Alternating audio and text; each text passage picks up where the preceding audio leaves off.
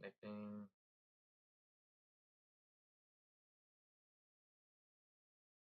Is it working?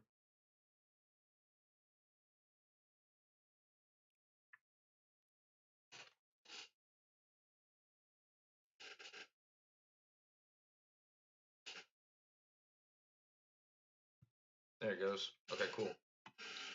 All right.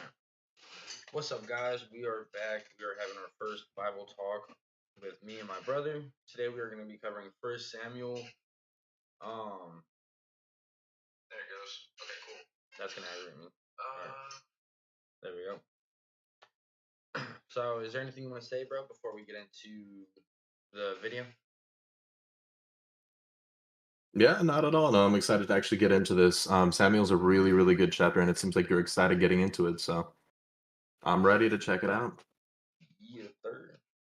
Actually, there is one thing I did want to say before we start the video because this really isn't mentioned in the video, but when I was reading, so the video kind of summarizes it, and I've been trying to read it and catch up to it. But something I noticed at the beginning of it, Samuel's mother was having a hard time getting pregnant, and this is crazy to me. So she was having a hard time getting pregnant, so she kept praying to God, asking him like, "Please, if you just like bless me with a baby boy, I will give him back to you and like have him work for you." And like she was basically begging for a child from God, and so he ended up giving it to her. And you know, then he goes and works for the church and like gives his life to Christ, all that good stuff. But my thing about it that I thought was crazy was the fact that like how back in the day it was considered a blessing to get pregnant and have children, and nowadays it's kind of like everybody's abusing that blessing.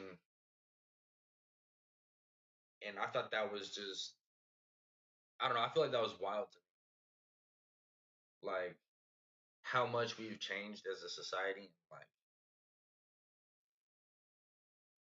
yeah, Yeah, it's a really good point, honestly, kind of comparing it today. The only thing I will say, though, and you'll see this commonly throughout the Old Testament, is God actually coming against stuff like that. So even though there were people who really do value that back then, there were many, many, many cultures that were tremendously worse. Even very similar to how we are with abortion nowadays. Um, Whenever you hear like people, I don't remember the name of it, but like this Dagon, if you ever hear like them mention Dagon, it was this false god or whatever that they used to literally sacrifice their children to, like all the time. Child sacrifice was like a normal thing in a lot of areas. And the Jewish religion, and God actually came and worked to abolish that. So it was pretty bad back then. I will mention that, but I do see the parallel you're mentioning, and I definitely get that. Where there are a lot of people nowadays, and especially in our culture, where we're just not valuing life as much as we should. yeah. And also, guys, sorry, I don't know why, but like when I live stream like other stuff, I'm never really nervous. But like for some reason, like with this one, I think I am, and I think it's because I don't want to mess up. Because the Bible and like my faith towards God and Jesus is like really important to me, and I don't want to kind of like put a bad name on it or like mess up in any way. You know what I mean? We can actually segue. I actually have a story I can use to help you out with that. I mean, the first part I would say, though, of course, is this is a podcast, right? Ish. It's kind of that style. So the whole point is us discussing and talking to each other and sharing ideas. Yeah. So I wouldn't stress that much, you know. Like if you have like a weird question or whatever, shoot, you know what I mean? Like the whole point is to discuss, to get thoughts out. People want to join in the comments and ask questions and stuff. Like that's kind of the idea of this that we're doing. But the story I'll mention as well is how you're kind of like, I feel like I need to represent Christ perfectly. A lot of us struggle with that. I used to. A worry of mine was if I didn't do good enough, right? If I didn't represent Christ good enough, then maybe I would mess something up. But there's a point where you got to get to where we understand when it comes to like salvation and stuff like that, that it's on God, not us. Now, you didn't necessarily say salvation though. So when you're saying representing God, you want to make sure to do good. I think that's a really good thing. I do just want to encourage you a little bit on being okay with sharing your ideas and so on. You know what I mean? So I like where it's coming from, but also don't be afraid. You know what I mean? To open up and share your thoughts about it, ask questions and that stuff. You know. Oh yeah, of course. So, let's get this video. I found it literally today, and I actually really liked it. I You feel want like, to start with the summary? huh? I said you want to start with the summary of the video that you found. Yeah, and if there's any points that he Okay. hits like mid video, hold on, let me silence my phone. Okay. If there's any points that he hits that you want to kind of be like, hey, pause it real quick, so we can pause it and kind of discuss like what he's Reading saying. my mind, I was gonna say the same thing. Yeah. I can pause It'll it. be on you to pause though. Yeah. Only you can pause videos. So it is only 7 minute video, but if anybody else has any questions, if y'all join in, you want us to pause it and kind of ask something about a certain point. Ooh, excuse me. Feel free. Same with you, bro. If you want me to pause it, I will. Well, I'm sure I will. We'll see about it'll be good. Yeah. All right. Let's see. It'll be good. Samuel's a really good. It's such a good book. It's chock full of a lot of stuff. Settings. Don't forget to share your screen. Yeah. I Okay. want to see too. Is that one C2? Share my screen.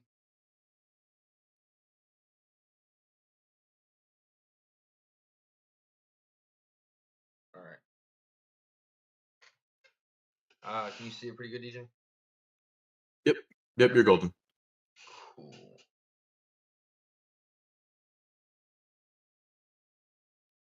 The date of writing then would be sometime after 960. As for the purpose of writing, first You want to restart it? towards the history. There we go. In today's video, we're going to survey How's the audio? and briefly summarize the book of First It's Samuel. okay. It's good. And afterwards, as always, I'll share some helpful resources. Stick around until the end.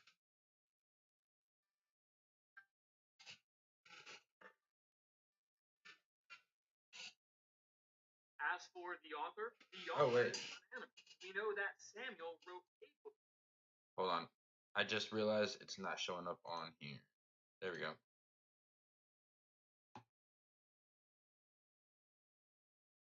Sorry about that, y'all. Summarize the book of First Samuel. And afterwards, as always, I'll share some helpful resources. Stick around until the end. What the heck? Doesn't the dude look like Ted from How I Met Your Mother? Yeah. Just a little bit, right? Right? Give me that vibe a little bit. The author is Just a little we bit. know that Samuel wrote a book, and it is very possible that he wrote more of this book as well. Other possible contributors to First Samuel are the prophets and historians Nathan and Gath, First Chronicles chapter 9, verse. As for the date of writing, originally books of First and Second Samuel were one book. The translators. This is a good point, by the way. I don't know if you want to pause real quick just for a moment. But a lot of people think, and this is the same thing with verses. Verses never actually existed. We use chapters and verses. Was actually brought to all this stuff later as quick depictions or like quick little shortcuts to knowing what we're talking about or where things are. A lot of people got it's trying to tell me something by this verse because the verse is chapter 7, verse 77, and it's like it doesn't work like that. So it's a very good point to kind of keep in mind. The chapter separations or when they have the little titles where it's like, you know, Jesus' parable about such and such is something we add to help the reader. Yeah. So I think that's always a good point to point out. Like Samuel First and Second Samuel being the same book. It was only I don't even know why it was honestly separated. They could have kept it the same, but kind of separated between Saul becoming king and then the transition into, King David. So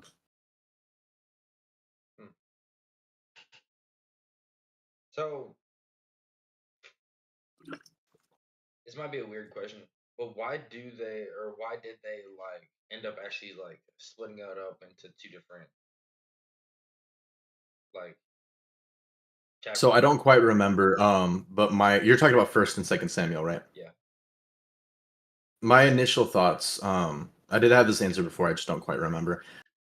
If I recall correctly, I think it's a separation between Samuel and Saul becoming king, and then in Second Samuel, I don't know if I'm remembering correctly, like transitions towards King David, and kind of like Saul and King David more. I would have to go back and like kind of gloss over it, but that's my assumption.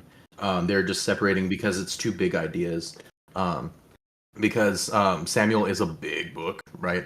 So I think it was just because there's two major focuses, and they're just trying to split it up. That way, it was easier, for discussion, right? If I was, kind of talking to you about, Psalms, right? Obviously, there's like, each Psalm is completely different. They're individual things to look at. So I'd have to specify like what chapter. We're not gonna have a book for every single Psalm, but because there's so much content in this case, I think that's probably why. Just so it was easier reference. That makes sense. But that's something I would have to look more into. I don't obviously know, but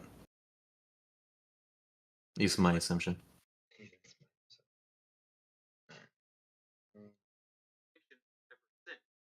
The events of 1 Samuel span approximately 100 years, from 1100 to 1000. The events of 2 Samuel cover another 50 years. The date of writing then would be sometime after 960 BC. As for the purpose of writing, 1 Samuel records the history of the land of Canaan as they move from the rule of judges to a unified nation under king. Samuel emerges as the last judge, and he anoints the first king, Saul and David. Here are verses. But when they said, "Give us the king to lead us," this is Samuel. So he When he prayed to finishes the saying Lord, this and deposit, the Lord told him, "Listen to all that the people are saying to you. It is not you they have rejected, but they have rejected me as the king." 1 Samuel. What's up? oh, just so that we can kind of read over what he's discussing. But when they say "Give us a king to lead us," this displeased Samuel. I believe I talked to you about this yesterday.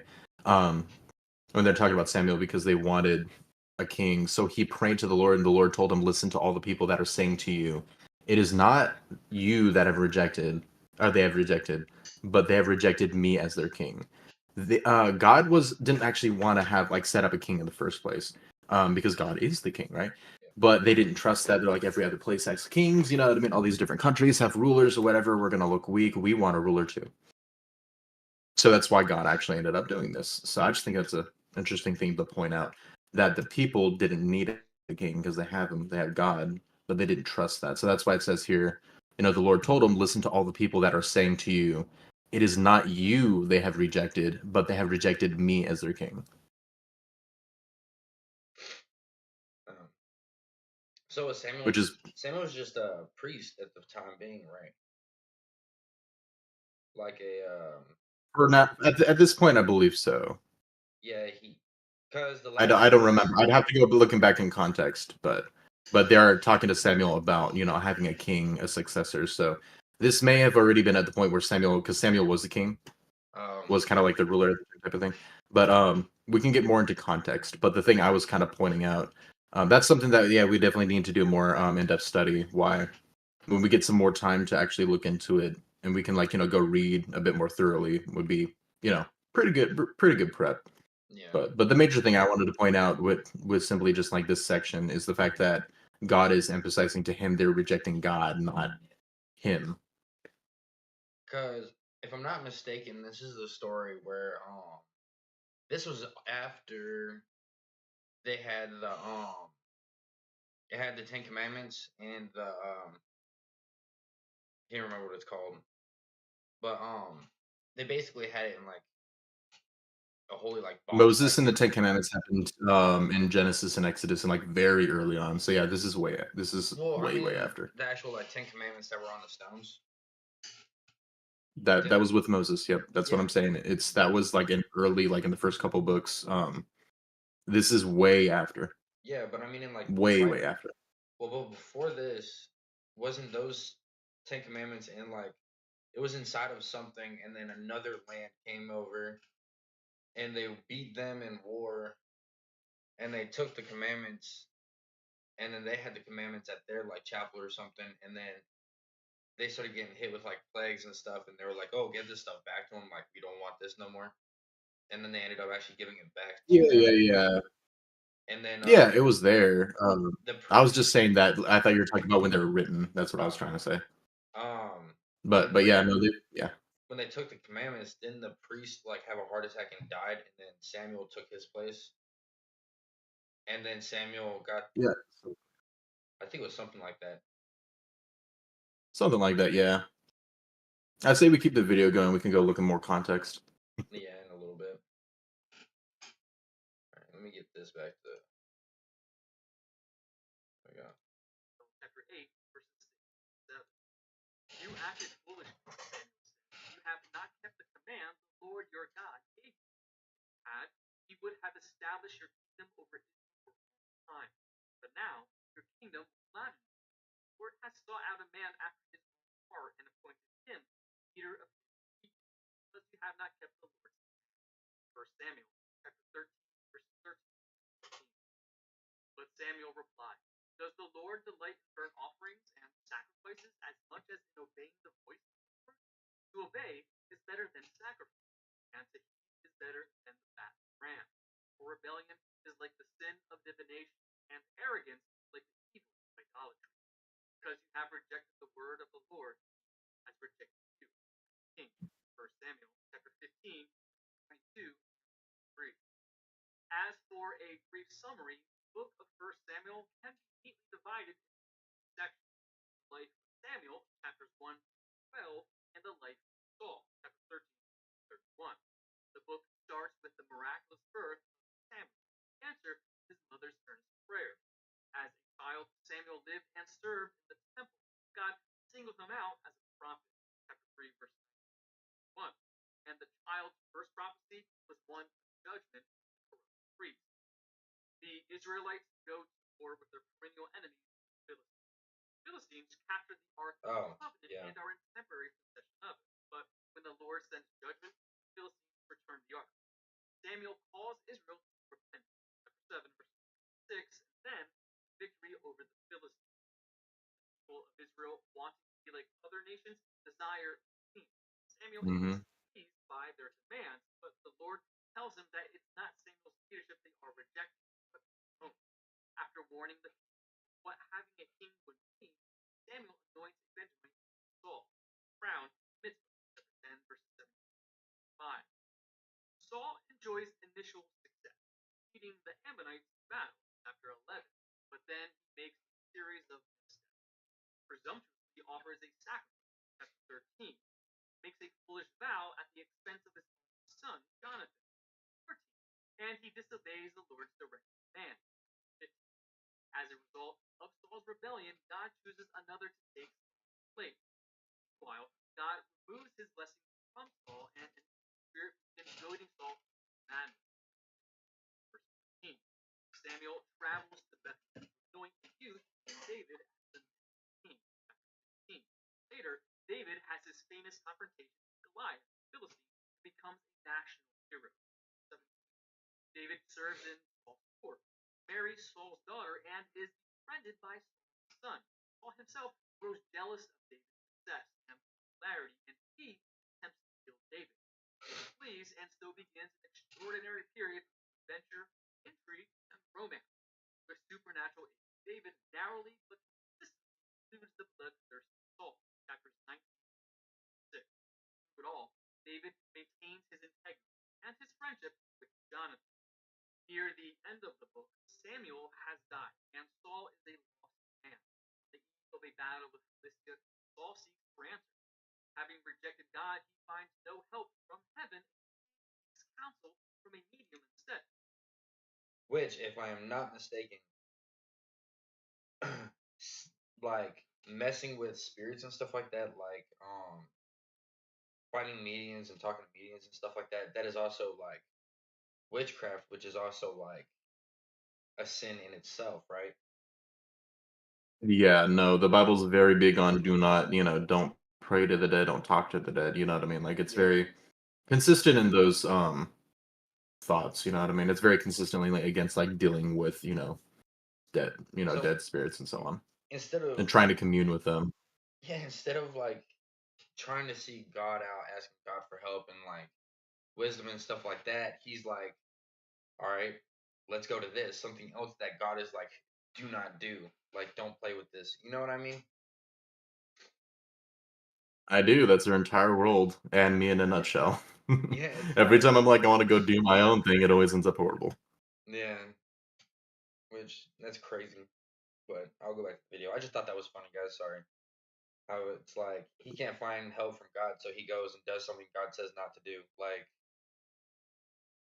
And how relatable is that? yeah, no joke. Like, it's crazy. During the seance, Daniel's spirit rises from the dead to give one last prophecy. Saul would die in battle the next day. Prophecy is fulfilled. Saul's three sons, including Jonathan, fall in battle. Saul commits suicide.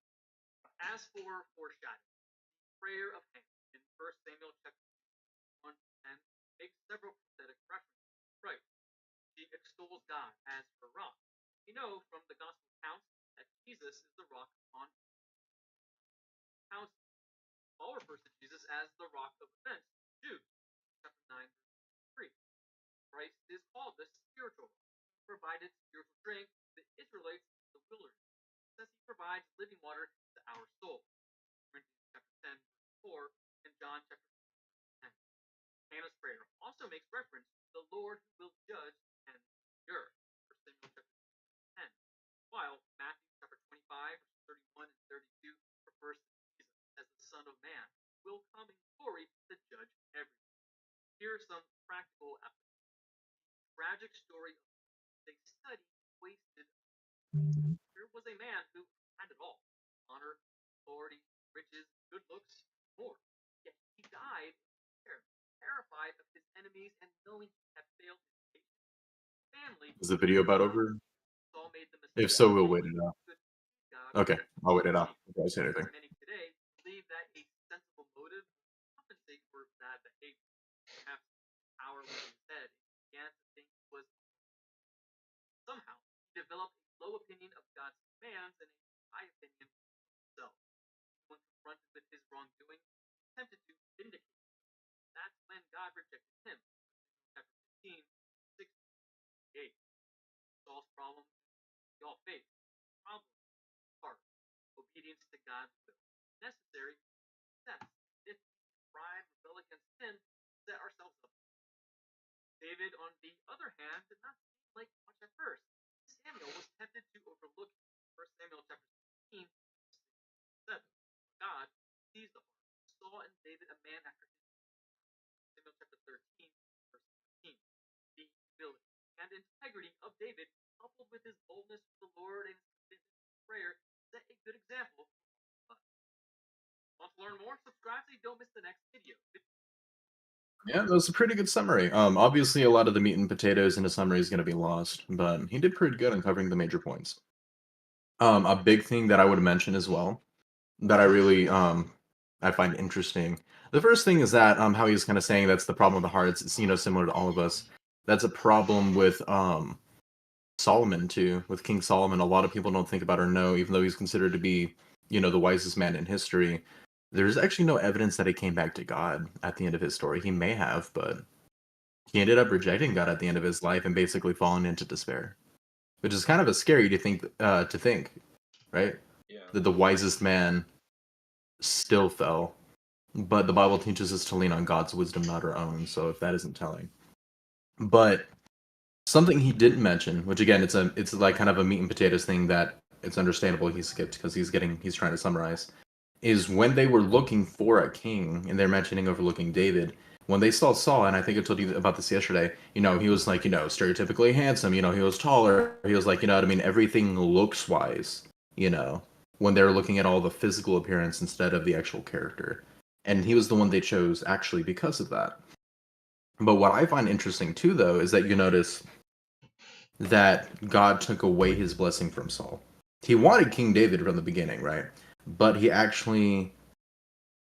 Saul could have, right, repented to God and done well. He could have actually been king. Yeah. And God went on to the next one because he chose otherwise, which I find super interesting. It really kind of goes to the fact of like, yeah, God knows everything that's going to happen, but it's like, if we restarted everything, God would still know what would happen. But it's like, what if he actually did make the right choice? You know what I mean? It would be really interesting, you know, Yeah, and it's cool and too how because different everything would be.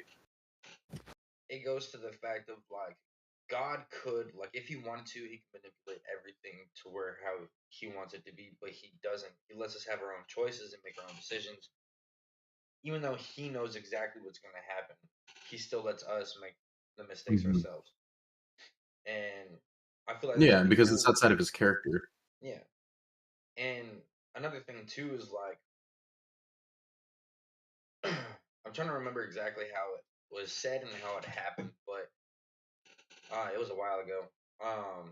Somebody had asked me about like what was it? I'm trying to think of how it happened. Long story short, I was basically telling them that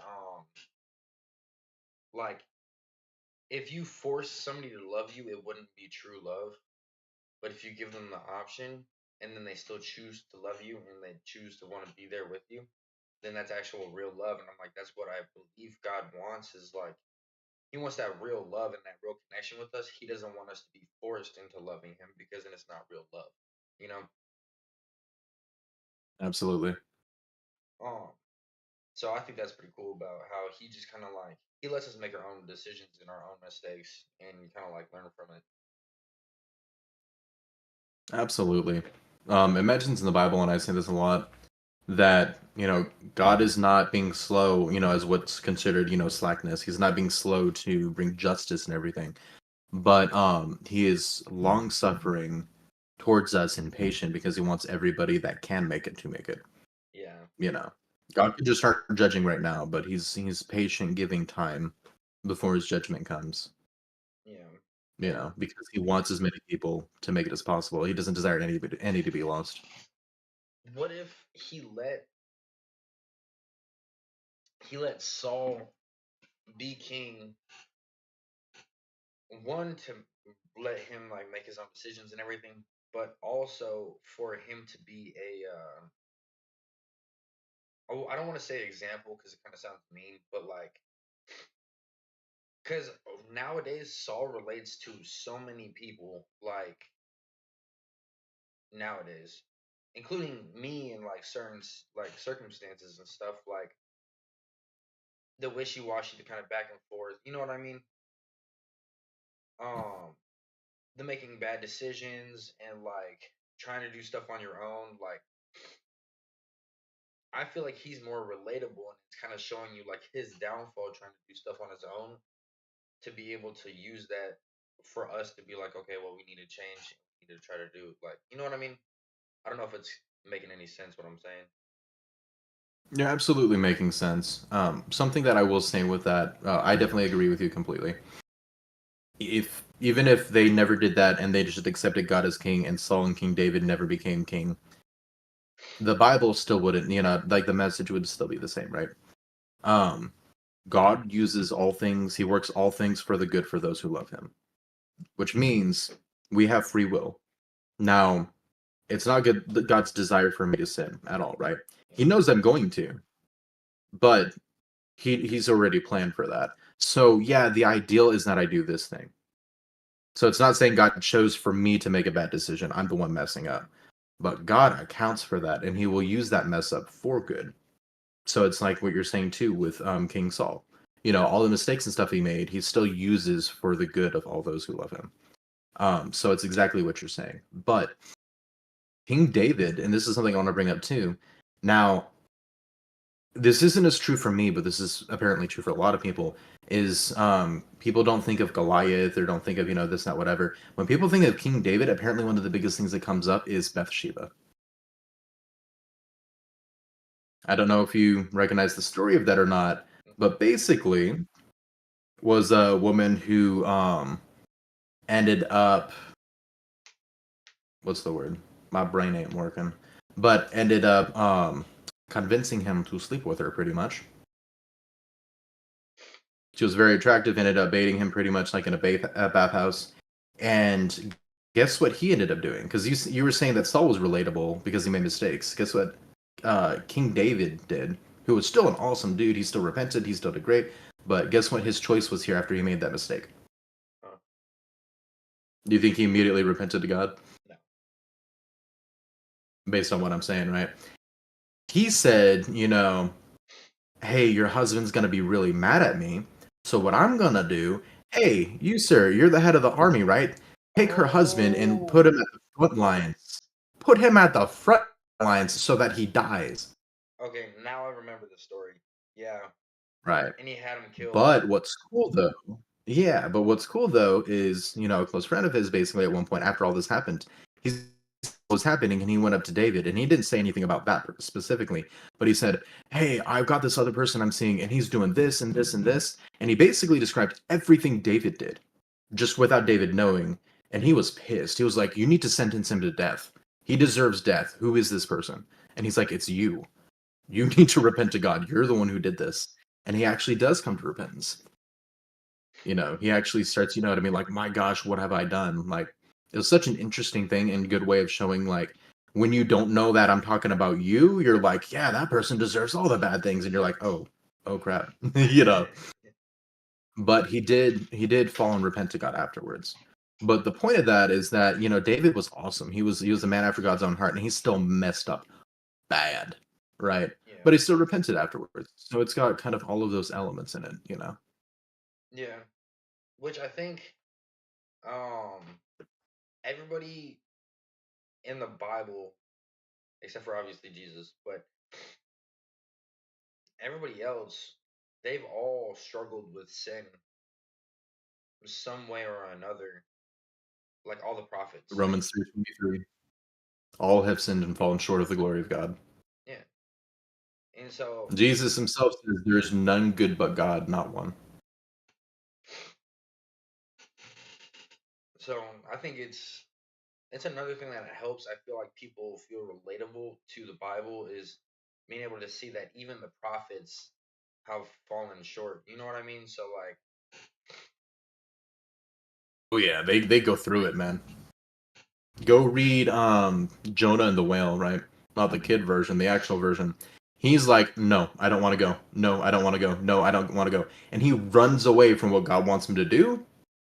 And then dude gets eaten by a whale. Well, by a fish. We don't actually know what it was, but that's actually right after this story. The only reason I know that is because probably about a week or two ago, we do Bible stories at night with my daughter. And so we just read this story, but it was like a kid's version of it. And so now the last one we just hit Jonah and the Whale, and everybody was trying to figure out what to do, and he was like, it's me that he wants. And the crew grabbed him and threw him overboard. They're just like, yeah. but it was crazy because it was like, I know it even said, and I know it's the children's version of it, but it still hit some pretty cool points. The sailors tried to turn around and get back to land, but the weather was so bad they couldn't. God made them stuck on the lake because of Jonah. Which that was kind of funny in my part. He was like, nah, you're not getting away from Yeah, God does that sometimes. It's kind of funny. You're talking about relatable stuff. Do you remember Abraham and Sarah? Like Abraham and Sarai? They're the patriarchs, basically the ones who started. He's the father of all the Jewish people. He's the very first one that God came to in the Old Testament. The one who had the son where he had to go sacrifice his son. Oh, yeah. You know that story, but I didn't know if you recognize that. Do you know the story of when they were trying to have a child, when God gave them the promise that your children will be, you know, as numerous as the sands of the earth? So here's how relatable this is, and this is something I always find interesting when we're talking about the relatability of the Bible and how much. When you hear the ending of this, think about how much we all do this, right? It's so funny to me. But they were in their late 80s. Him and his wife were in their late 80s, right? And God spoke to Abraham and told them that they were going to have a child. You know, and the promise they were going to be as numerous as the sands of the earth, you know, the Jewish people, all that promise, right? but he was going to have a child of promise. Well, apparently, when Sarah heard that, she laughed. She laughed out loud because of how old she is, right? She's like, "Oh, I'm going to have a kid, sure." Um, and when they were talking about it, apparently, basically, what ended up happening is they tried to logic through it and say, "You know what? I don't think like there's no way we can have a child at our age." But maybe what God meant to say, keep in mind what I said about it being relatable, by the way. What God meant to say maybe was, if Abraham sleeps with their servant Hagar or Haggai, right? Maybe that's what God's meant, and that's how, the child of promise will happen. So he ended up sleeping with her, having a kid, and that was the firstborn, which is another point that I find interesting, but we can bring that up later. And of course, God's like, no, you did it wrong. I told you this. I meant this, right? And then they end up having the kid. What I think is funny about that, and the reason why I brought it up, though, is how relatable is that where God says something's going to happen or we have to do something, and we're like, I don't know, God, maybe you meant it like this. Maybe Yeah. maybe this way that I like more, or I find more reasonable is the way you actually meant to tell me to do that. Maybe you don't actually mean I need to love my brother when he annoys me. Maybe you said I need to bump him on the head and say, go pray to Jesus. Because that still sounds good, right? And he's like, no, no, no, that's not what I said. That's what I said. And I just find it so funny that stuff like that happens all the time, and it's actually really relatable. Yeah. Because it's the human condition. Like all this stuff or whatever is not something we're ever going to really escape from. Well, until end times, yeah. But Yeah. can't wait for that. I also can, but I also can't. I can't. Well, because it's going to be amazing, but we want as many people to make it as possible. And it still breaks my heart that not everybody's going to make it. So that's why it's like, obviously I would love that if Jesus came back right now. But at the same time, it's like, what about those people I know who haven't accepted Christ? You know what I mean? It's like, yeah. God's waiting for a reason. I'm okay with that. I'm hoping that we start, like, the world starts kind of like turning back towards Christ, because we've fallen so far away from him in the past, like, for freaking 10 years, 20 years. It's just getting worse and Yeah, worse with everything. yeah. And I make It's the gotten statement, like pretty extremely bad, but luckily it's starting to pivot a little bit. I'm not entirely convinced, but it's starting to look like it's at least trying to push back a bit. So hopefully it swings back in the other direction for a while. um, like, TV stars, like Hollywood stars, are starting to take a stand for it too. Like, Chris Pratt, he is now probably one of my Hmm. favorite actors. He said that he doesn't care if he loses, like, all his fame and whatever. He was like, he wasn't going to turn away from Christ. I don't remember exactly what he said, like, specifically, but he basically stated, like, straight out, like, God's number one in my life over any, like, fame. That was really, like, respectable, and, like, I loved that. He was already a really good actor. Like, I really liked him as an actor. And then that just kind of, like, boosted his, like, thing for me. And then the other one, more recently, I listen to Christian rap music a lot more recently, and I do also listen to some of the other Christian, like, rock and everything. But apparently, Morgan Wallen, a country artist, was on SNL, and they did, like, a demonic skit in front of him, and he got mad, refused to work with them, and he walked out because he was like, "They're not gonna do that in front of me and expect me to, like, be a part of it." Well, good And for him. when he did that, I was like, "I'm gonna start supporting him. I'm probably not gonna listen to his music, um, but I am gonna start, like, trying to support what I can on his part, because I feel like that's awesome.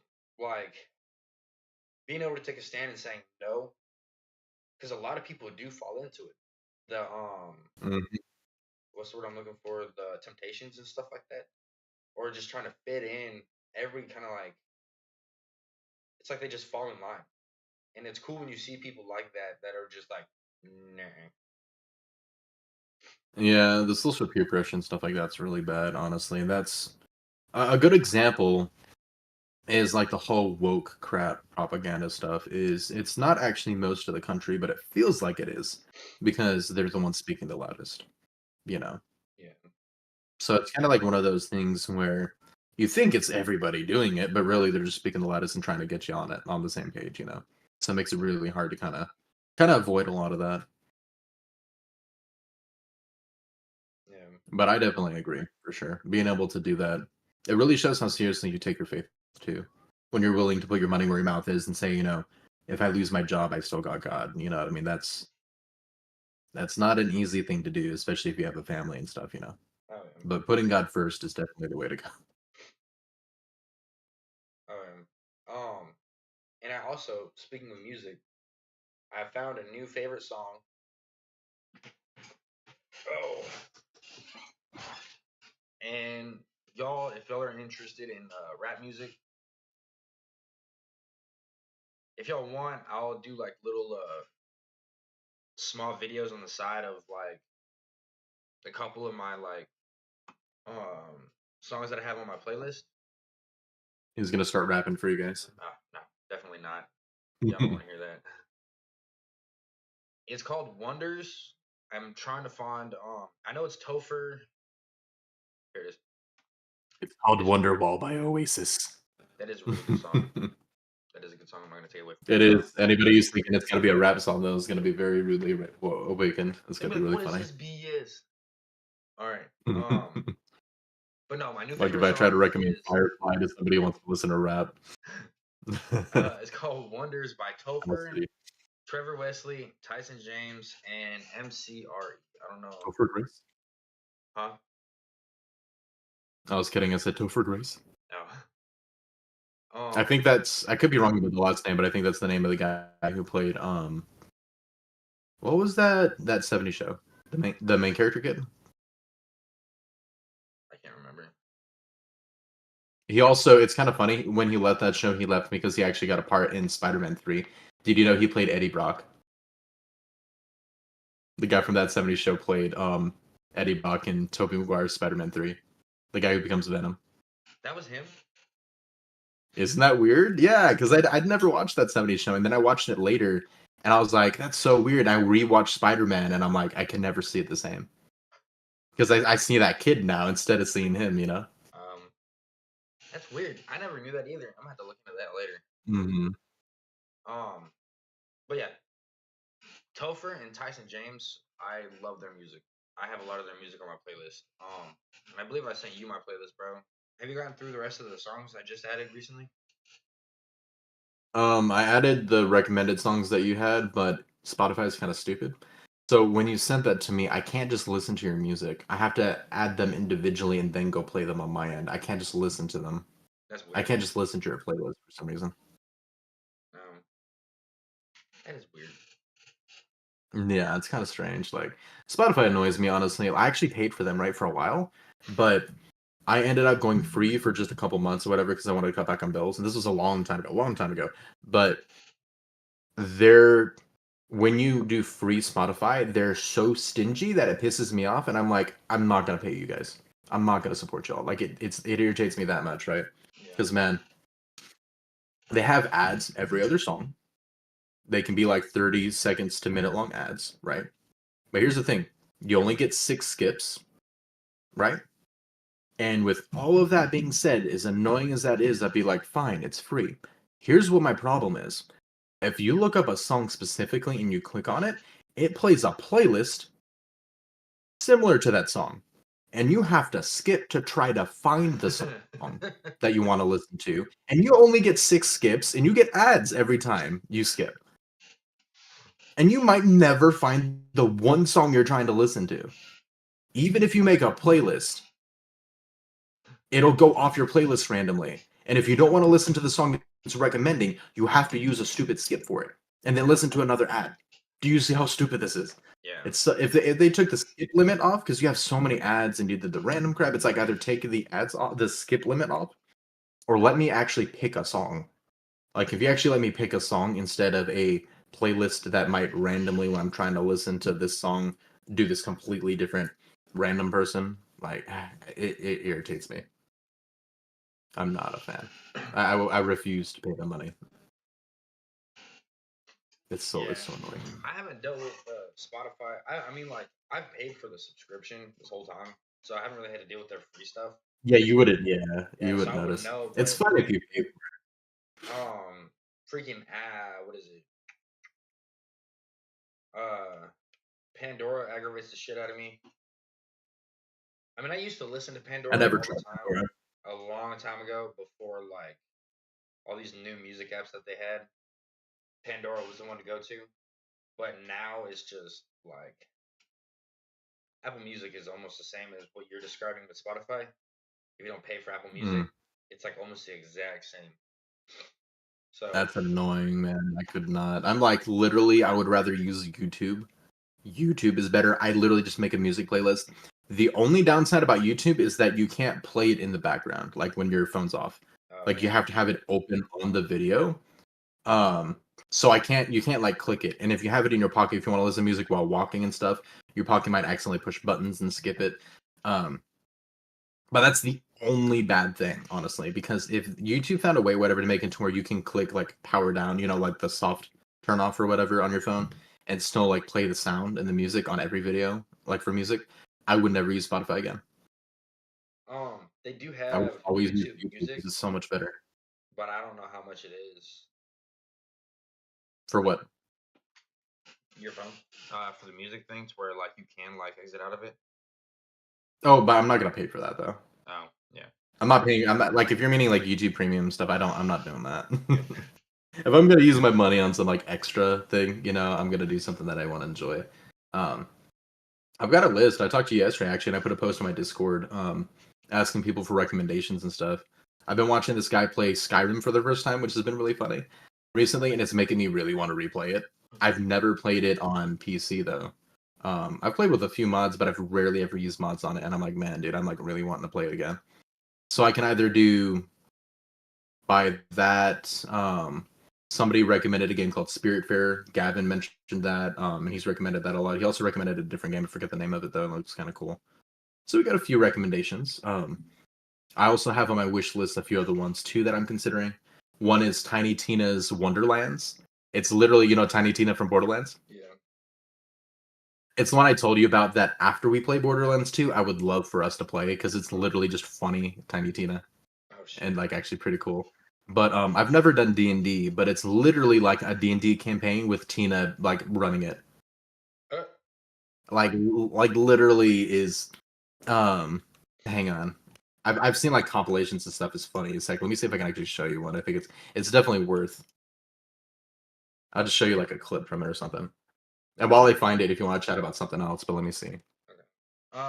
So I'm gonna say this real quick, guys. If y'all want me to, if y'all are looking for new Christian music, because so the past year I switched because I used to listen to like all different sorts of music. I used to listen to inappropriate stuff, like rap music. I used to listen to like heavy metal, rock, like Gavin Patterson.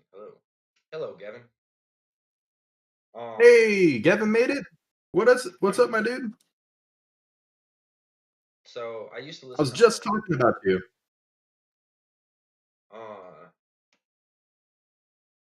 so I used to listen to a lot of like bad music.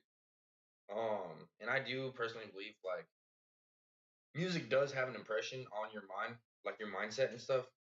And so within the past year, I've been slowly taking off all the like inappropriate bad music and replacing it with Christian music. And so if y'all have any questions or want me to like make posts about like my playlist to add some songs to y'all's, I do have some Christian rap, Christian rock, all good things, right? Yeah, Gavin, all good Oh yeah, things. I'm all good totally not things. talking trash about you and your stupid best man at my wedding jokes. What are you saying about me? All good things, totally. I'm not talking crap, not at all. Not at all. Um, By the way, if he says anything about a wedding, ignore it and just tell him to shut up, and you're good. Okay, okay. all right. You'll understand. Um, He's gonna be freaking out. It's funny. Anyway, keep so going. I would definitely, I don't mind doing that. Just ask what kind of music you're interested in, because I do have Christian rock, Christian country, rap, pop music. Like I do have one guy on here that reminds me a lot of like He's like a Christian version of Justin Timberlake. His name is Toby Mac. Oh, I mean, that's funny that you say that. Actually, okay. I Um, listen to the Caleb music station on occasion, a lot, honestly, but I'll mix it up with like my Spotify, my YouTube playlist, and he's like a normal one that's like always on. So Jacob doesn't listen to the radio station that I do very much at all. So he'll just casually mention like a really famous, really popular, Christian artist that I've just known about forever. Like, have you heard about Toby Mac? And I'm just like, yeah, man. Yeah, I have. It's just, yeah. And I'm not trying to make you feel bad. I just think it's so funny. I'm just like, yeah, well, yeah. you have to admit though, the songs that I showed you from Toby Mac, you were like, these are actually really good songs. No, I've heard them all before. Yeah, they're actually really good. I thought Toby some of them Toby you Mac in hadn't heard. general, I don't think so, but you'll have to show me again and I'll let you know. But yeah, no, he's most of the ones on Caleb that they show are really good. Sure. Toby Mac goes hard. I Yeah. listened to him as a kid. I haven't listened to him in a while though. Oh yeah, no, his music's good. Absolutely. For the longest time, I'm gonna see if I can find my favorite song by him. Oh, what's crazy is I remember when I was a kid, one of my favorite songs I was listening to was what's it called? Who's NF, Kevin? I don't know what that is. Oh, dude, I love NF. He has a song. Yes, I Oh, there actually you did go. have that on my playlist. I actually did not know NF was a Christian rapper until more recently. Uh, which actually kind of surprised me, but I thought it was actually really cool. When I did find out, he's the one that sings. Uh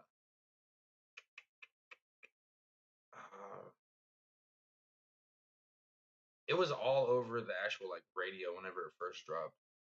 Clouds. Do you remember the lyrics at all? No, Or like anything on it? I might get it Okay, I together. don't know then. I'll have to look it up later or something. I'm gonna show you for a second.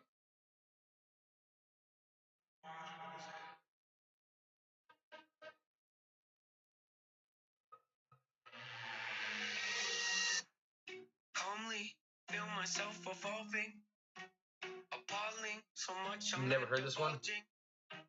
Been stalling. I think I hear applauding. They're Hold on, wait for calling. it. The lyrics sounds really familiar, but I don't recognize that song. Wait till it like drops. Yeah, that's what I was gonna ask. Yeah, maybe play the chorus. Definitely be careful about copyright, obviously, but you like just like it. Oh, yeah. No, actually, I think I've heard one of his songs before, but I haven't heard this one. That Like I one- recognize the voice really, really like a lot. I just don't know what from. So I've definitely heard something of his, but I haven't heard that one. My Life Be Like by Grits and Toby Mac. I used to listen to that one. I listened to one of NF's albums and it was super depressing, so I stopped listening. Max, dude, he does have some pretty like depressing songs. But My Life Be Like by Toby Mac and Grits. Growing up listening to it, I never thought it was a Christian song until like I seen it on a Christian playlist, and then I started actually listening to the lyrics, and I was like, "Oh shoot, that is a Christian song." Like you and your friends when you played Skillet at work that one time. But they were Satanists, and that's a really good song. DJ Ashley is the one that showed me that one. Made to Love is really by Toby good. Mac. It plays like all the time though, but it's really good. But they always played like inappropriate music and stuff in the shop, and so when I had the radio and I would play my Christian music, they all would get all butthurt and stuff about it. So they told me to stop playing Christian Isn't music. it so funny that it happens? Like everyone's like, oh, the girl strip, blah blah blah, do this, that, whatever, like all this disgusting stuff, and then for like 2 seconds, it's like, Jesus loves you, and they're like, oh, what are you doing? Offensive, yeah. What? That's offensive. That's And, just that's so awful. So It's my so boss funny to came me. up to me. Facebook does this. My Their boss came up to me censorship. and was like, "Hey, Oh look, my god. you can't play this music. It's offensive, and if we have the wrong customers come in, they're gonna get mad about it." I was like, "All right." So then I went and I started playing Skillet because it doesn't sound Christian, but if you listen to the words and listen to what he's talking about, he is talking about Christianity and stuff. So I started playing it, And one of the brothers, because they were brothers that were saying this, they came out and they were like bobbing their head, like getting into it. And I was like, "Goes hard, right?" He was like, "Yeah." I'm like, "There's a Christian song, right?" When I tell you, my freaking boss flipped his lid. Like they got so mad at me. I'm like, it doesn't make sense where y'all can put like provocative stuff that's downgrading like women and cops and stuff like that, talking about killing each other and like all this different stuff, and that's not a problem. But right once I put on something that's supposed to be like uplifting, make people feel good about themselves, that's an issue now. Like it doesn't make sense to Yeah, Jesus is that's what I told you before when Jesus said he didn't come to unite the world, he came to divide me. Yeah, it's the wheat insane. from the chaff. And people, there's so many people, it's funny when I tell them that, no, that doesn't sound right. No, Jesus came to unite everybody. I'm like, no, you have not read the Bible. You need to go read. That's a sound nice thing, but that's not what it says. I'm trying to find that one by Toby Mac that was like my favorite for the longest. Gavin, Skillet, oh my Lana, y'all are bringing me back. Yeah, That's funny. I haven't listened to Skillet in a long time either, man, honestly. I got them You on know my what's playlist. funny though? I was dating this girl like, 3-4 years ago, right? And she had just like, 180'd her life to, be a Christian, whatever. And I happened to have like one Skillet. I had one Skillet song on my playlist. One. And it happened to come up. Not like Skillet, right? I don't really care. But one happened to come up and she started laughing and she's like, it's such a stereotypical Christian song to play all the time. And I'm like, it's one of like 50 songs that I don't have any other Skillet songs. Like, what do you mean? It's just so weird and so funny to me. But she's And just like, every Christian listens to Skillet. the Toby Mac song that was my favorite for the longest that actually got me like there was two of them that got me really into Toby Mac, and it was "I Just Need You" and "The Elements." Those were two songs that I heard like almost back to back. I started like getting all his music and started like jamming out to him. I think you would like. I think they're called Owl City. Let me see. They have really like when I say like really Owl good City, songs, like yeah, really good they're the songs. ones that sing "Fireflies," aren't they? No, no, no. I'm thinking of a different one. That's my bad. I'm thinking of a different one. You're right. That is that one. But there's one that has a similar name that I'm thinking wrong of. Hang on. That was my bad. I'm not thinking of the right name. Let me see. Gavin, do you like Christian rap or you like more rock? What kind of music are you more into? It was something City. I don't know if I'm gonna be able to find it, but I'm gonna have to send you some of their music when I do find them because they're really good, actually. Oh, I found them actually. Maverick City. My bad. Oh, I've heard some of their music. Yeah, their music is really freaking good, and there's one specifically by them that is like, oh, it's so, oh my gosh, it's so good. I won't even add it to a playlist because I don't want to like overhear it, like over listen to it. Yeah, it's Owl City. But it's, I'm just it's losing so it to all good. these artists I listened to as a kid. Not Most wait, music is it might be wait. But amazing. their music is really good. I think it might be Promises, but I'll have to send you some of those later.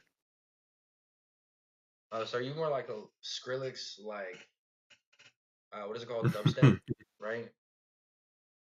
Gavin's getting super Instrumentals. nostalgic. It's like I don't think he knows that the way you and I grew up, our mom would literally quiz us in the car on like songs.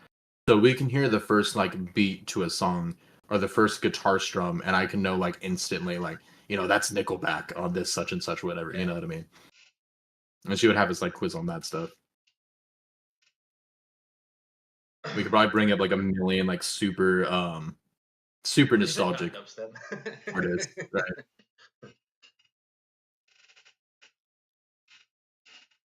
I remember when that got real big, like all that dubstep I stuff. never understood it. I just thought it was funny.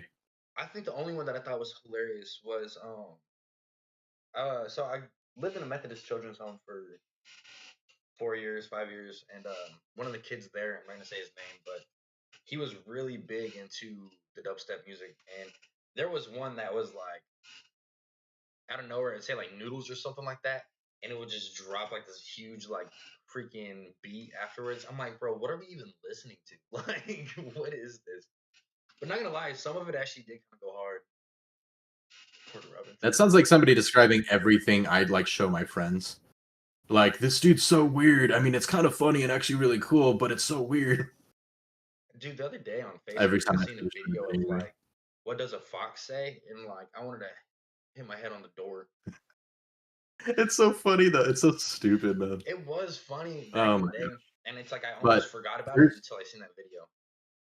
there's I don't know if you like Sonic at all, but there's they have like this animation or whatever of Tails from Sonic reacting to what does the fox say. Oh, that's funny. And it's super funny. Actually, do you have my screen recorded? Do you know how to put like me full screen on your end? That way it shows on the OBS because I can screen share and show you the video. It's actually really funny. It'd be a funny Yeah. reaction. Let me see. Oop. It's actually super funny. Hang on. Porter Robinson. Tails. I'm gonna check out. Here, I'm gonna put that on my Spotify. What does the fox say?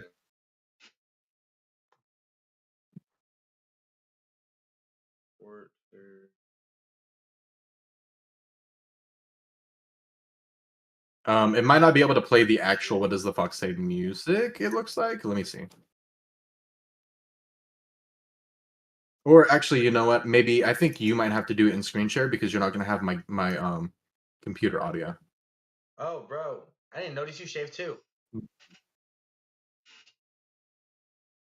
He noticed like a month afterwards, guys. It's been like a month and he's like, "You shaved. Well, Your facial hair isn't there anymore. because somebody What else was like, happened?" "Where's Vadek's beard?" I didn't even think about it until like they said Oh, that. Bucky, what's up, dude? Oh, that's funny. Bucky, dude. Okay, this is a throwback. I haven't seen you in a minute, man. How have you been, dude? Yeah, I got annoyed at one point wherever I just decided to clean shave. Um, it's really funny you mentioned that though, because literally Jake and I were like talking about some stuff, and I was looking at some of my old videos, helping him like I was streaming and stuff, and I saw one video, and my beard was looking really good, and I'm like, I miss it. I shouldn't have. I shouldn't have shaved it. I'm like, that looks so good. Man, the other day I was like recording Oh, or what's live up? streaming Dude, I or haven't seen you in something a minute. and seen my beard, and I'm like, dude, I'm starting to look homeless. I gotta shave. Yeah, it's a fine line, man. If you don't keep up with it and stuff, like mine will just and I look homeless, and then I'll like keep it up well, whatever, and it'll look clean. Like, yeah, yeah, Yeah, yeah. I feel like I should regrow it out. I'm gonna let it grow for a little bit. I'm But probably during summer. I'm probably gonna keep it down. The other day I was welding and like a piece of slag got stuck in my beard and it got started steaming oh, and I was like, last thing I want is my beard to catch on fire while I'm at work. your beard's on fire. Yeah, And my gosh.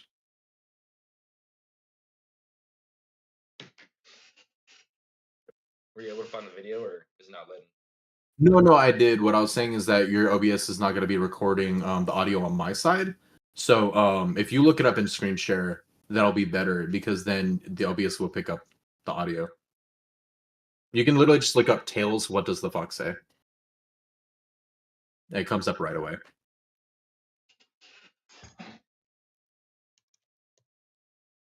It's so funny though. But Bucky, how have you been, dude? You haven't posted a video in a minute. Hope work's going well. I'm gonna take a picture of this real quick and send it to you to check and make sure this is the right one before I click on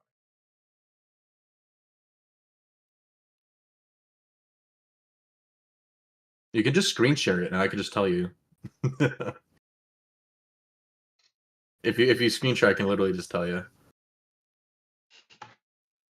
Man, I might need to do like go back. I know they weren't like super popular or whatever, but I might need to go do another Christian Kingdom Hearts stream just to see if we can get Luigi back in here, so I can check on him and see how he's doing too.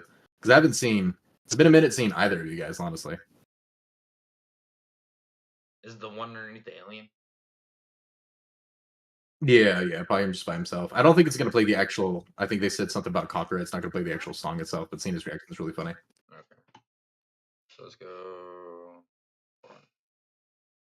I'm gonna do this real quick. BRB guys. I think it's this one. Yeah, it is. Screen share. Go live. There it is. Okay. Now let me turn this back on. Full screen.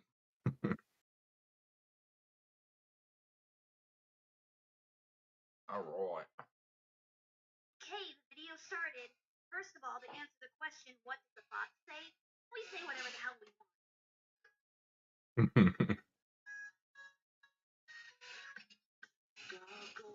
His reactions are just super dumb, but super funny. The Ooh, first my buddy. music video to be filmed in a furry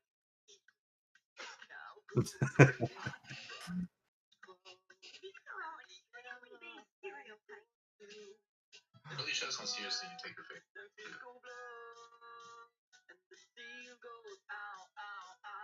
Unless the seal is underwater, in which case it also goes fluff. In which case, it also goes, bro.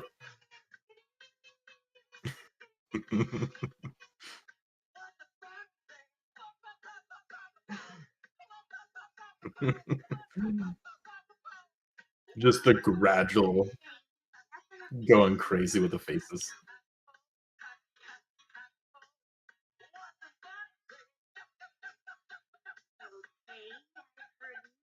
Okay, I've heard nothing. Yeah, Funniest part about it that's is probably good. the That's pretty much it. It's mostly the facial reactions that I think is just so funny. that and Tails has a stuffed animal version of himself in the background. Oh yeah. Oh yeah, red fur is always gorgeous, but yellow fur, hideous. Yeah, so offended.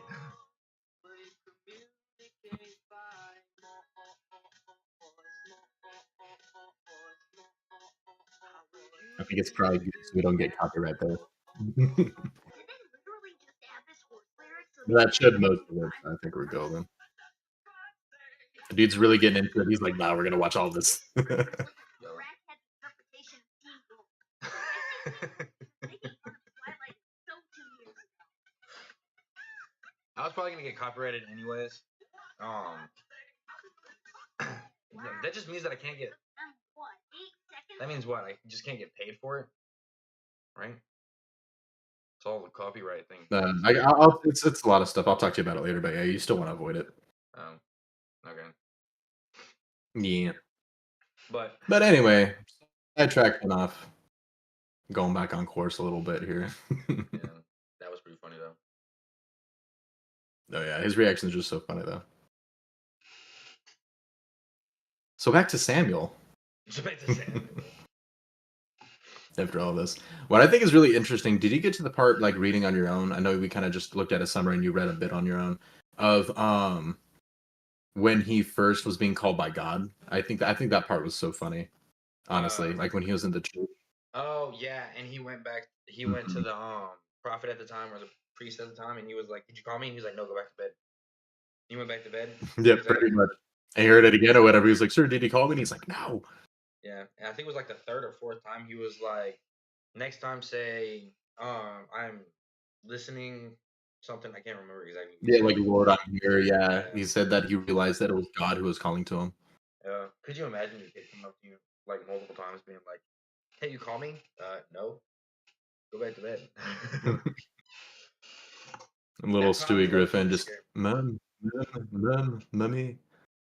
Well, like my daughter, sometimes she'll be like talking, looking in the corner of the room. She'll just start laughing out of nowhere and be like, "Yo, what? like, what you talking to?" It's like, do you see ghosts? Yeah, like, do we have to go like?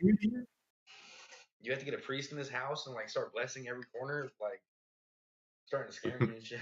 Scrub everything down with holy water. Yeah, might as well just burn the house down and restart. Like, find somewhere else. Jeez. And she can scare me sometimes, dude. That's funny.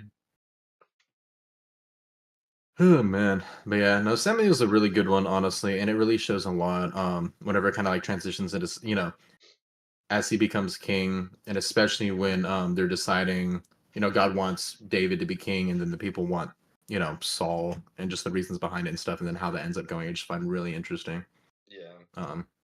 Yeah, it's a really full book. Honestly, it's got a lot of good stuff in it, but which I'm probably gonna go back and read more of it, get more in depth on it.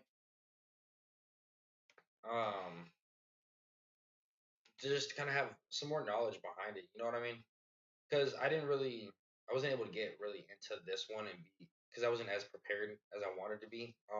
Especially between being sick, that kind of like Not my fault, guys. I gave him like 2 weeks.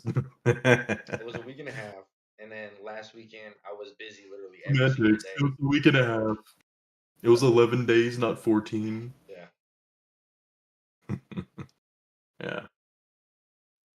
Yeah, but absolutely. No, this is a really good one to kind of get into, honestly. And it's really cool because it shows the divisiveness between, and this is something I like about the Bible in general. It shows really how the leaders both being fallible, but also struggling to deal with the people at hand. You know, like Moses did this too, where he was like complaining to God, like, I have to deal with all of these people. I can't do it on my own. That's why he gave him Aaron, right? He's like, I stutter. I don't talk well. I can't do this.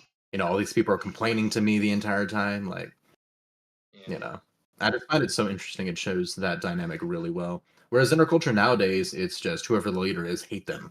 You know what I mean? Like they're evil. If they're rich, it's because they're evil. If they're our leader, it's because they're evil. And it's this weird extreme. But this one really just shows the dynamic between both sides, but also the pressure, you know what I mean, and the roles of a leader and what you actually have to have character wise to be able to handle it, and how difficult it actually is. yeah. Gavin said, I'm back. I just finished reading the Samuels. There's a lot of funny stories in it. Oh, for sure. Yeah, I just started reading Samuel like not very long ago. Was it? I think it was Elijah. I could be wrong. But there's one story where basically these people are trying to like prove their God against, the Jewish God, right? And I think it was Elijah, but I could be wrong. But basically they're like, whoever's God will light, this area on fire or whatever, will basically win. The other guys, I think they went like 24 hours straight. Like it was some insane amount of time, and they had all their wood put together and stuff like that and set out really well. Nothing happened. Freaking the man of God, I think it was Elijah, but I could be wrong, had everything set up, and he was just like looking at him, whatever, and he picks like a bucket of water, right, and he like dumps a bucket of water on it just to be like, yeah, I'm gonna soak it and it's still gonna light on fire. You know what I mean? Like God's gonna do this anyway. Like that's how much confidence he had. And then lightning struck, which something that's really cool, just thinking about that, by the way. Whenever there's like a flashpoint, like an insane amount of heat, water can evaporate instantly. So I think it's really cool that, yeah, like, he dunked it with water just to be like, yeah, it's going to light on fire regardless. I think it's interesting that, with lightning, it's very reasonable that it would like instantly evaporate all the water and set it on fire. Yeah. That was just a little tangent. But the story in general, I think, is really funny because it's literally this guy being very cheeky and like, we can be in a race. I'll cut off both my legs and God will still make me win. You know what I mean? Like, very cheeky. Your eyes widened there. Holy crap. I just didn't think of a good example, I guess, but I just think it's funny. I think it's so funny when God is cheeky, like, in the scriptures, if that makes sense. Yeah. That was Elijah, so I did get it right. Let's go. But it's not either of the Samuels. No, I know it's not either of the Samuels. It just reminded me, because you were mentioning like funny stories in Samuel. It just reminded me of that one. He tells the false prophet to pour buckets of water multiple times. Yeah, it's really funny. He's like, you still don't believe me? It's like, do it again. Do it again. Dump the ocean on here. God will set it on fire regardless. But yeah, I always think that's so funny. But it's also really cool though too, because they actually mentioned like when Abraham had to bring Isaac, like they had the child promise, and after God promised them a child, God told them to bring him up to the mountain to sacrifice him. All the evidence really points towards Abraham believing not that God would stop him like he does, but that God would raise him from the dead, which is interesting. A point in that one to bring up. Now I know this is Genesis, not Samuel, but it's just it's relevant to what we're talking about. But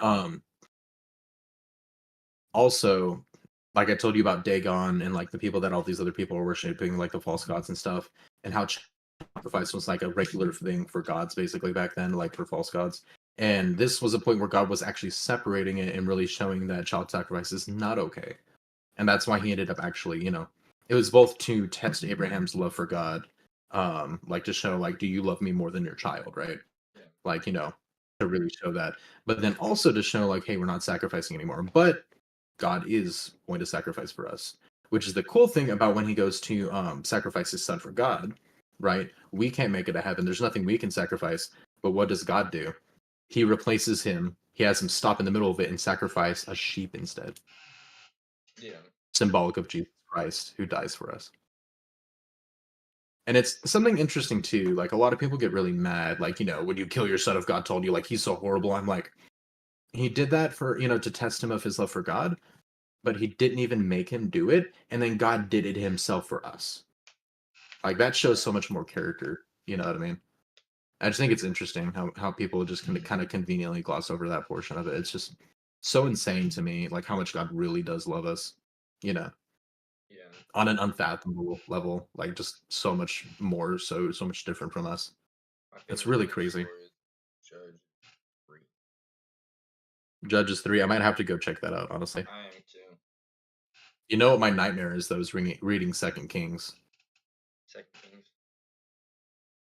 Yeah, because in Kings, the Jewish people say, God forgive us and save us, and God saves them, right? And then they start turning away from him and start worshiping their own people and, doing horrible, sin, blah, blah, blah, whatever. And then God's like, okay, well, I'm not protecting you anymore. They get captured by a group of people. Then they're like, please forgive us. This time we'll do better. God saves them again. They turn away. They get captured. They beg God. They turn away. Then they get captured again. Then they beg God again, and then they get captured. And when I tell you, and I literally was talking to somebody about this recently, reading this, it's on a page. It took me like a few minutes to read these, right? And a few pages, I'm like, dude, if I couldn't be God, I would have wiped them out. Just reading these pages, it's annoying me. Like it's irritating me, you know what I mean? So imagine the patience that God actually has that people don't give credit for.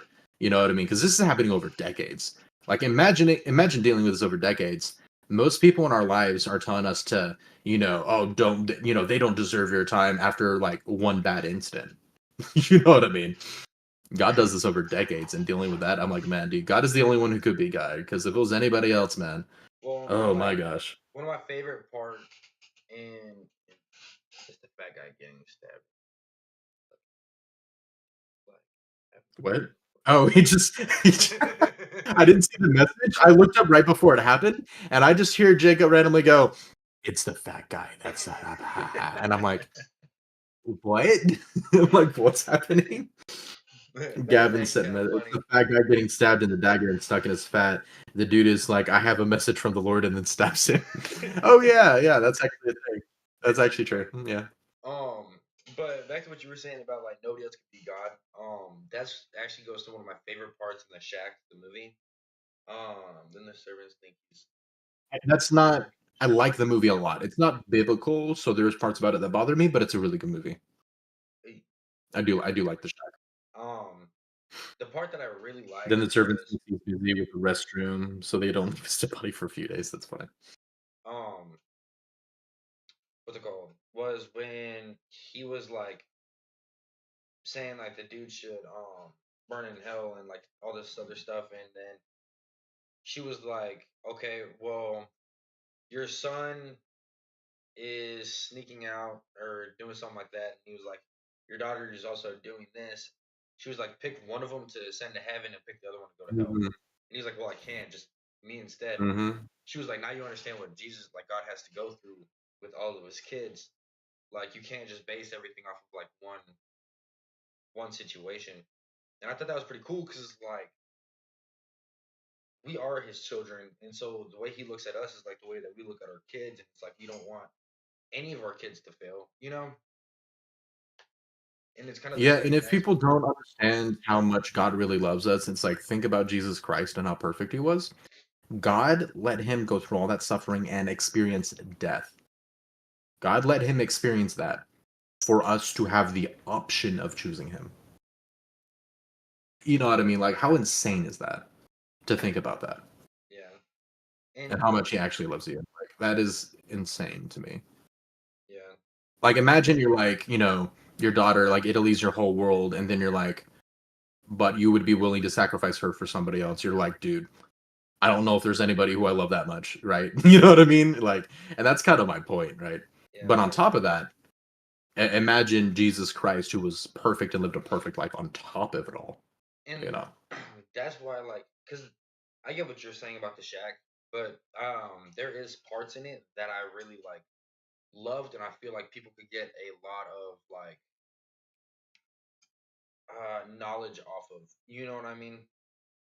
Well, you know, when I clarified, I said it's not biblical in a lot of ways, but I still really liked it. So I did add that caveat because there are some good parts to it. Yeah. There are just some weird parts to it. I feel like they're projecting him as three separate people, which is it's not non-denomination. Which one's the one that thinks that the Father, the Son, and the Holy Spirit are three different beings? There's a lot.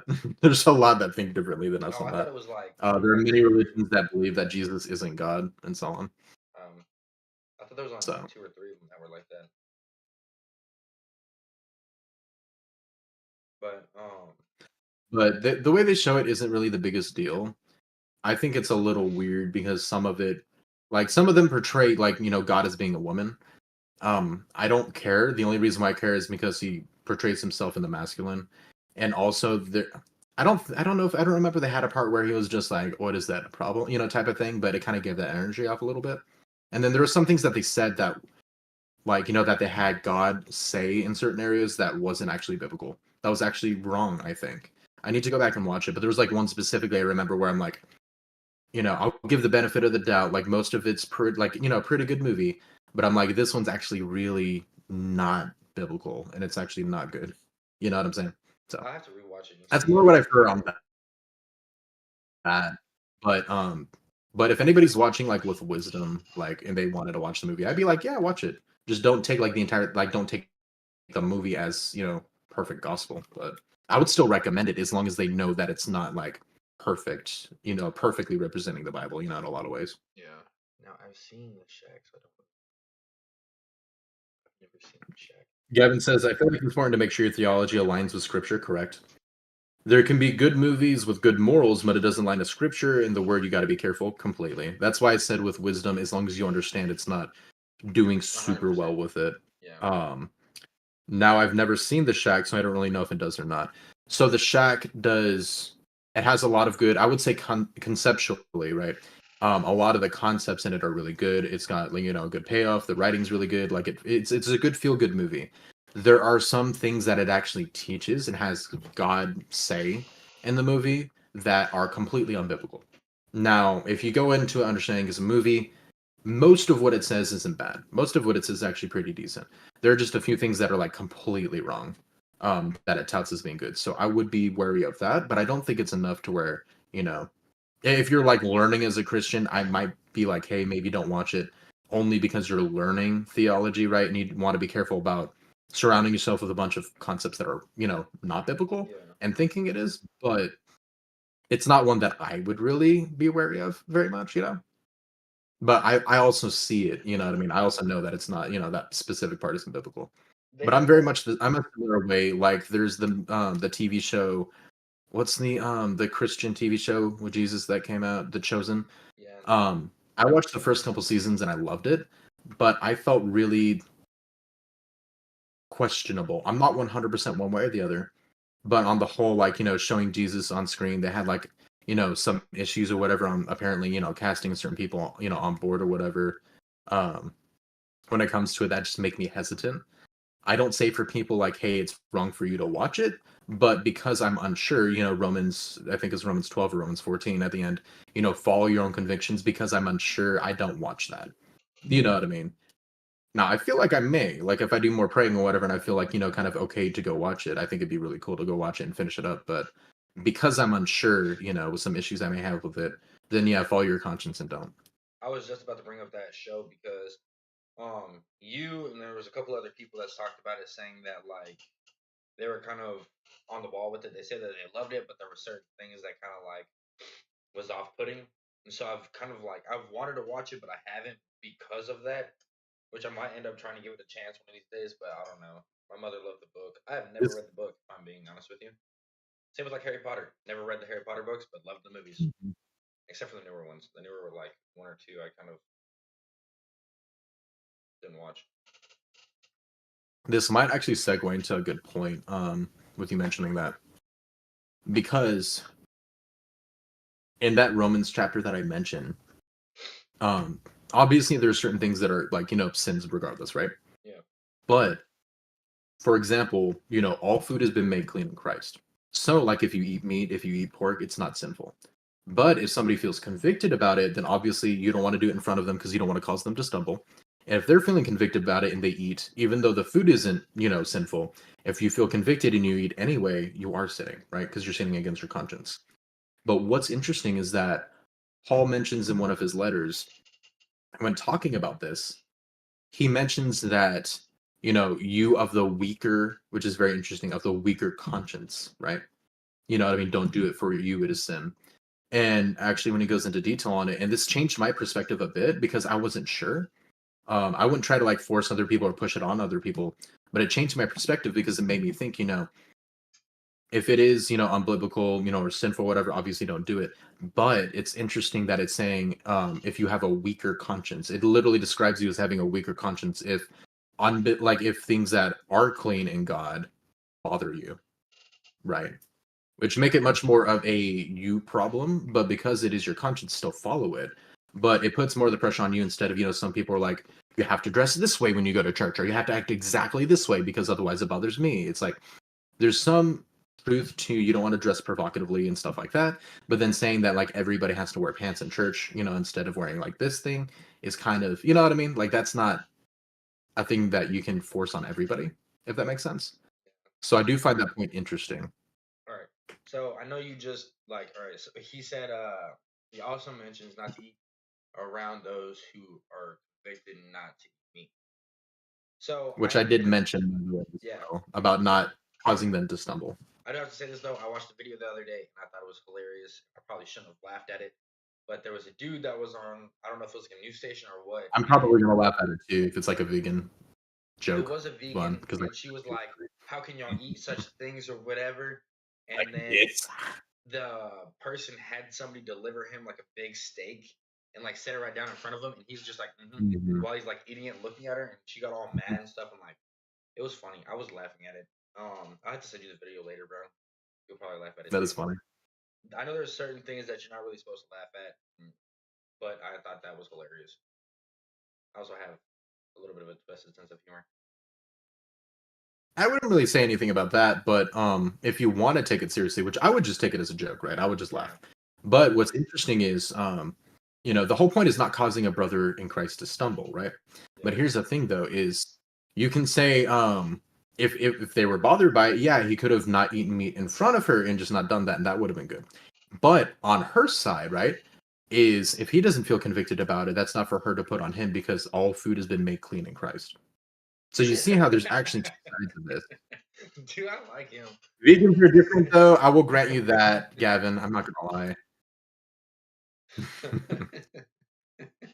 But that's why I said I would laugh at it, though, because in those cases, it's like I said, though. Remember what I said about like if you feel convicted about sin, but you're trying to control everybody about it. Yeah. They do that to a T. Oh, Oh, there was this funny thing though. I saw that there was like a Facebook group making a joke about vegans, right? But he's like, they've officially been able to prove apparently that plants feel pain, you know what I mean, and are sentient now. He's like, what now, vegans? He's like, what's wrong with you? How dare you eat plants and make them suffer in now their diet's silence gonna consist of straight after all water. of these years? Yeah, Yeah, their diet's gonna have to convert to just water until they realize that there are microorganisms in the water that they're actually killing. So they're just gonna have to stop eating and drinking completely. Man, that means they're gonna have to stop breathing too, because all the freaking what's it called? Those microscopic atoms or whatever. I'm not a scientist, so I don't know what they're called, but I know they're like little freaking. Well, let's be honest. Let's be honest. Doctors are like, I'm not a biologist, so I don't know what a woman is. So like, I don't think that really means much anymore. Plants are. I mean, I wouldn't be surprised if to some degree they were, but it was like a Facebook joke. I wouldn't be surprised if it actually was backed up. I just laughed because I thought it was funny. That is pretty funny. I'm like, I'm gonna use that from now on. Because most of the time you're not like trying to force them to eat the way you want them to eat. Most of the time you're annoyed because they're trying to force you to, you know what I mean, everybody else to do the same thing, Yeah. Now here's the thing I find interesting, and this is something that irritates me in politics though, is that if somebody disagrees with me, it's like have a normal conversation and we can talk about compromise where we both agree to make something better. But instead they're focused on just getting you to agree. I'm gonna be right back. When it comes to like the vegan thing, Yeah. When it comes to the vegan thing, however, it's like, no, I'm not going to stop eating meat. But if you want to talk about how animals are mistreated, like, they're literally packed into houses, not able to move in really disgusting, horrible conditions and stuff, and you want to work to change that, I'm all for that, right? I'm all for that. I'm not going to stop eating meat, though. So you see how it's like there is a happy medium that we could all work together on. What only irritates me is when people refuse to do that. It's like, no, I just want you to agree with me. I don't actually want to do anything, right? And that's something to me that's a really big thing that can be annoying. Tardigrades. Oh yeah. Oh yeah, tardigrade. That's funny. Actually, we were playing Celeste, and there are these guys in the background that he was telling me about that are apparently called tardigrades that he's bringing back into the conversation. That's actually funny how they kind of loop back. But yeah, absolutely. But that's something to me though that I think is really important is seek to understand people, right? Try to be patient. Just because you hear somebody out and you try to understand why they think a certain way doesn't mean that you agree with them. And so many people feel like if they have a conversation and don't disagree with everything you say, that somehow they're like giving up or giving in on a conversation, like your goal is to win instead of to understand each other, But I think being able to be patient and understand where people's perspectives are coming from is a really useful tool. And it's just a better way in general about handling these things, honestly. Honestly, really is. So. But yeah. Oh, but while you guys are here, though, while he's gone at the moment, I do recommend checking out their Poppy Playtime videos. It's actually pretty funny. They're both a little too scared. They're a little too scared when it comes to things. They'll run away from nothing sometimes. But that also makes the moments where they have to deal with stuff really funny. So I do recommend it, honestly, going and checking them out. They just finished Poppy Playtime Chapter 2, and they should be getting into 3 soon, which I think will be really cool. Also, I mentioned before wanting to do, group, like, game streams or whatever, with you guys, which I thought would be really fun. I actually got him to get Broforce a long while back, as well as some other games. So if that's something you guys are interested in, we can do collabs and stuff with his channel, or just play, on our own or whatever too. So we got options and cool stuff if you guys are interested. Gavin mentioned just like Romans 9, 10, 21. Let's look that up real quick, actually, because you have me curious. Clickety click. I am not in charge of today's stream, so I can't show you guys this, unfortunately. But I can read it out. Anyway, you said Romans 9 through 10, 21.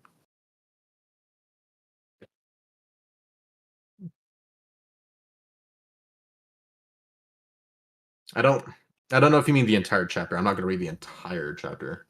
Or who knows, maybe we have that much time. I don't know how long he's going to be gone. If he's going to the bathroom, it can be a minute. I'm sitting here talking trash while he's gone.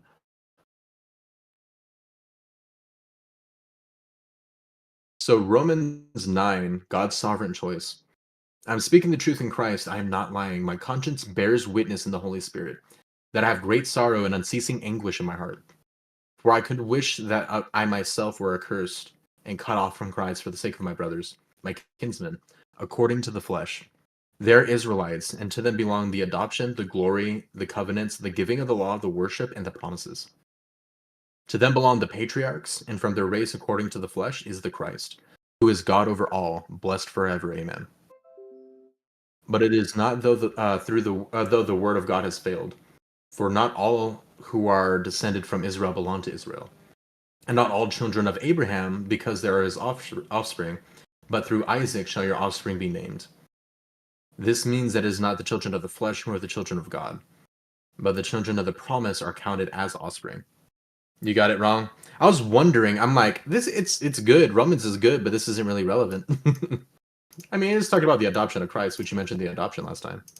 But yeah, I was wondering because it was not near it. So let's talk about Romans 12. Gotcha. 9 through 21. Let's check that out.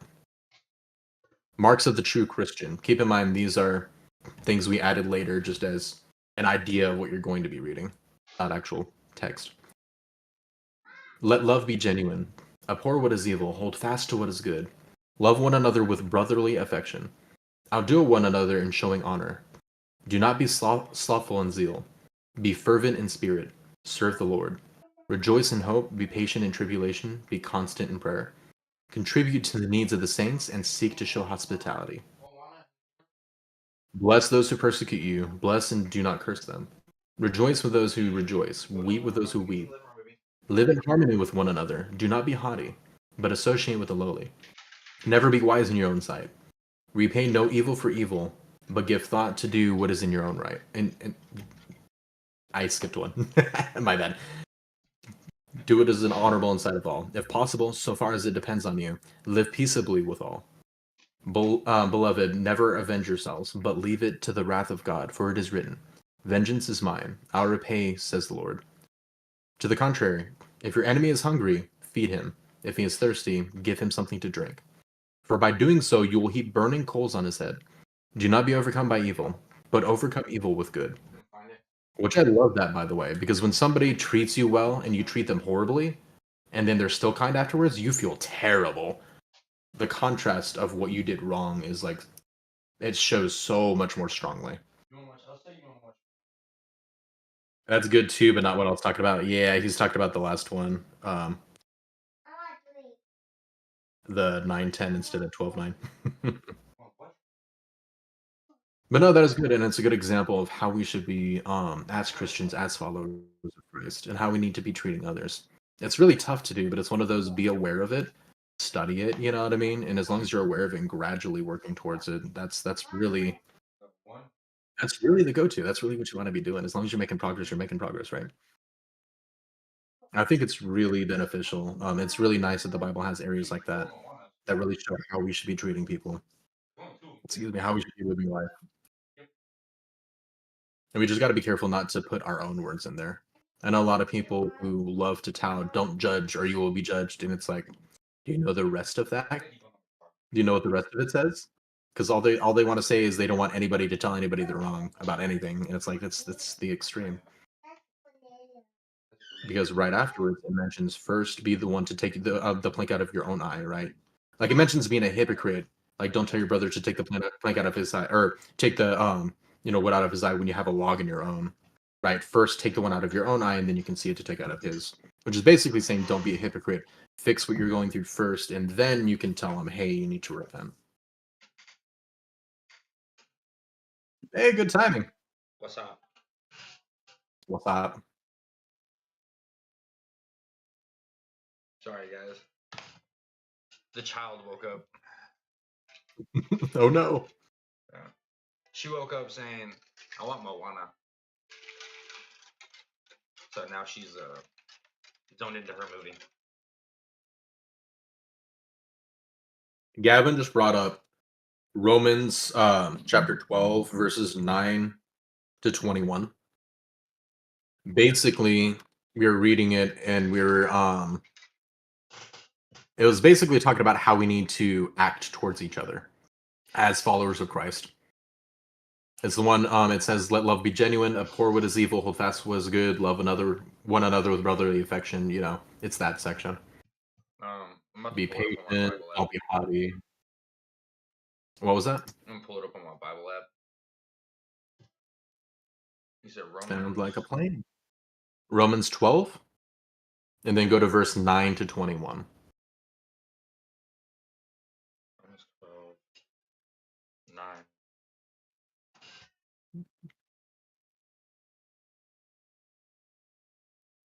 Yep, and you can just read like verse 9 onward. Okay. Love one another with. You want to read it out loud? Oh. That Let way me we can switch to the follow along. English version. This is the English version. They have some weird words in here that throws my brain through a loop. The ESV is the English Standard Version, which makes it easier to read. Easier for you. I don't know why, but English was my only I didn't learn any other language, and I still was having a hard time passing English class. So it was pretty bad. Let love be genuine. Abhor what is evil. Hold fast to what is good. What does abhor mean? abhor. So it's pronounced abhor, and it's basically like have disdain for, like hate, like actively dislike. Like don't love sin, like hate sin. Like anything Oh. that's evil, like just be completely against. Like be disgusted with it. Is kind of the idea. Love one another with brotherly affection. Outdo one another in showing honor. Do not be slothful in zeal. Be fervent in spirit. Serve the Lord. Rejoice in hope. Be patient in tribulation. Be consistent in prayer. Contribute to the needs of the saints and seek to show hospitality. Bless those who persecute you. Bless and do not curse them. That is a hard one. I can actually say straight up, like Mhm. that is I was about to. that is a really hard one.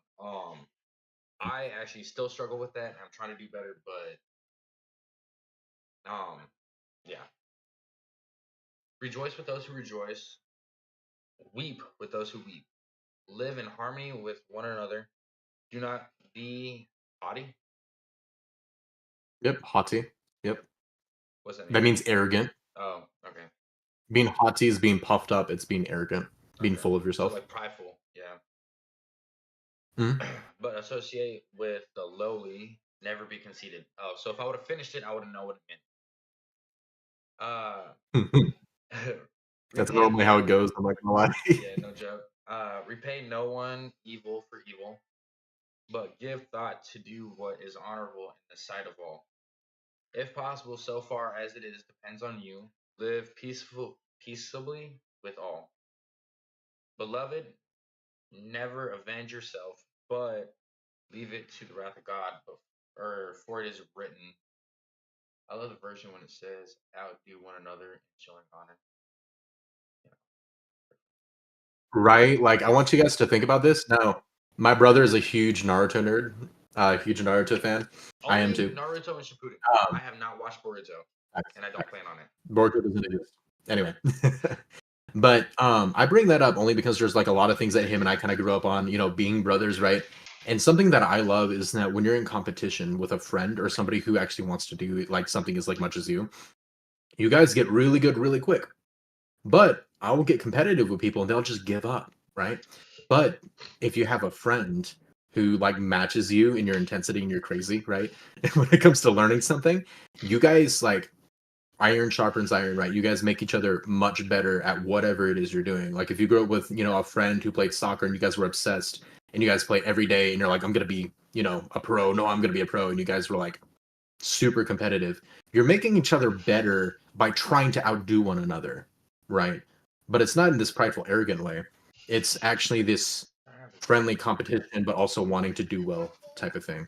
And then the verse basically mentions that idea, but doing it with honor, which I love. And I agree with Gavin completely. So I just wanted to add that concept in there because I do love that in shows where they have that and they kind of show like that kind of bond. It really advances your skill in whatever it is you're doing or accomplishing very rapidly. Um, and then the idea again of doing it with honor is just insane to me. Honestly, it's such a cool concept. That is your It's a uncle. competition to show honor. Exactly. Yeah. Yeah, Gavin gets it. It is really funny. Your uncle. You can talk to him in a little bit, okay? Go watch. But it's one of those things that's exponentially beneficial. The more you do it, the more you get from it type of thing. All right. Yeah. Continuing. She heard your voice and she was like, I Oh want to talk to no. Uncle. And I was like, you can talk to him in a little bit. Oh. Hold up.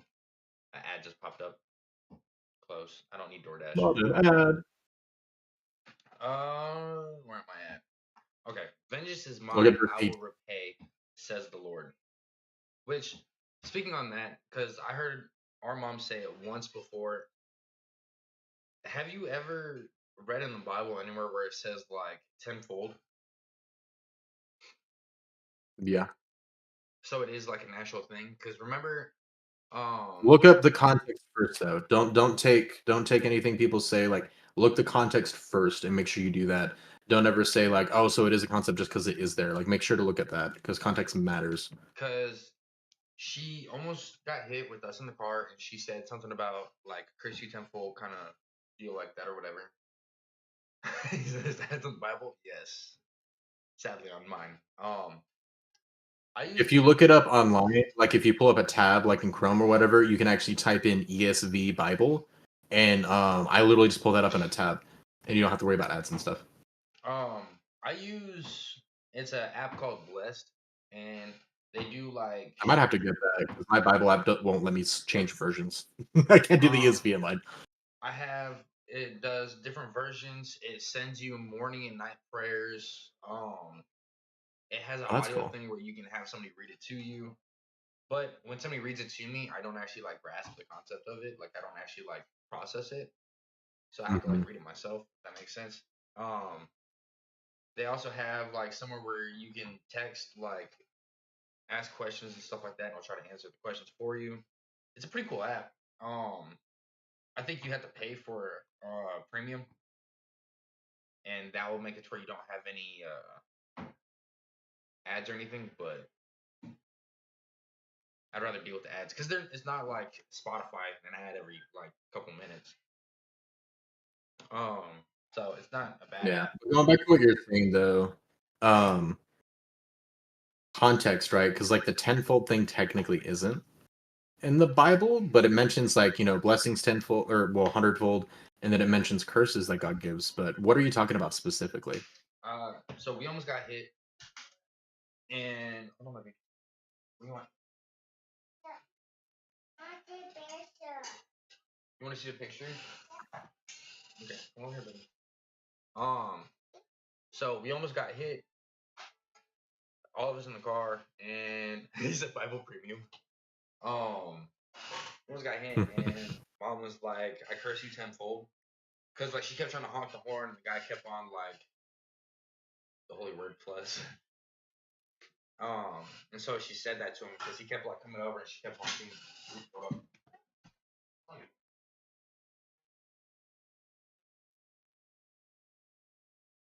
I didn't know you were gonna try to take it apart.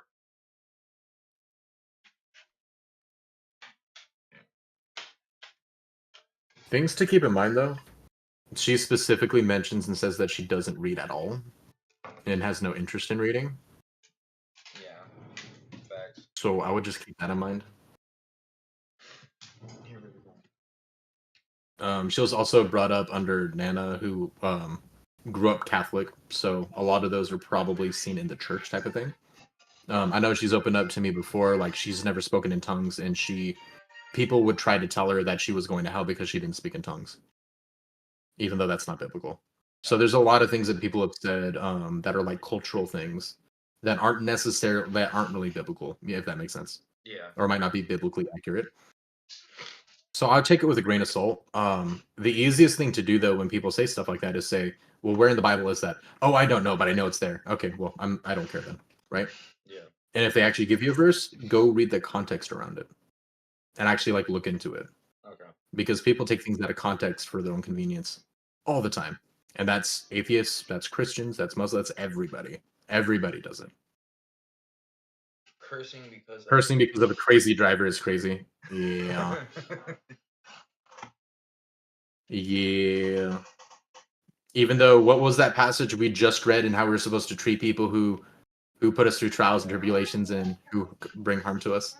What are we supposed to do? Did it say to curse them? I don't think it did.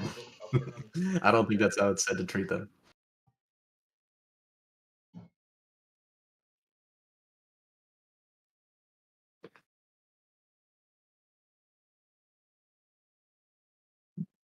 It is. I don't know how to work my TV. Oh, there we go.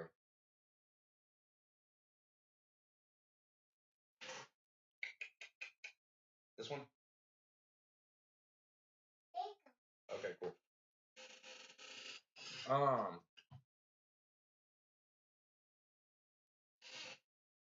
why aren't you working?